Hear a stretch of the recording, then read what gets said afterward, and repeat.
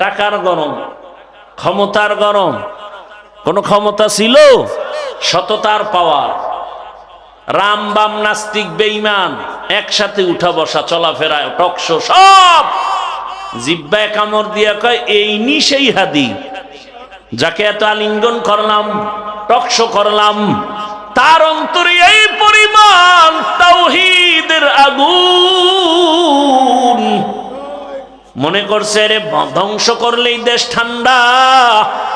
আহা, মনে হয় যেন তার কারণে নতুন করে মুসলমানের অন্তরে আবার সততার আগুন দাউ দাউ করে জ্বলে উঠেছে।